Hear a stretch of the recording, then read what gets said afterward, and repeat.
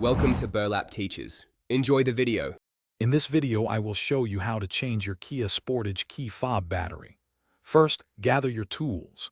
You'll need a new CR 2032 coin cell battery, which is commonly available.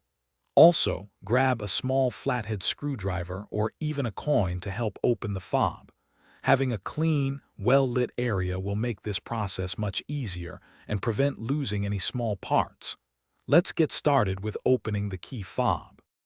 Now let's open the key fob. Look for a small slot, usually on the side where the physical key retracts. Insert your small flathead screwdriver or coin into this slot. With a gentle twisting motion, you can carefully pry the two halves of the fob apart. Be mindful not to use excessive force, as the plastic can be delicate. Once you hear a small click, the two sections should separate easily. With the fob open, you'll see the old CR 2032 battery. Take a moment to note its orientation, specifically which side is facing up. Gently remove the old battery, often by prying it out with your fingernail or the screwdriver tip.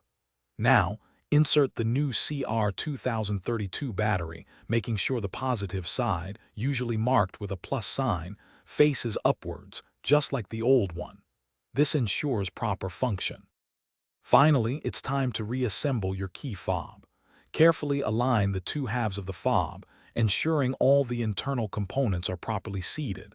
Gently press them together until you hear a satisfying click, indicating they are securely fastened. Test your key fob to make sure it locks and unlocks your Kia Sportage. If it doesn't work, double-check the battery orientation. Also, for those looking to improve their financial well-being, check the description for a link to a fantastic book and other helpful deals. Thanks for watching. Consider subscribing if this video helped you.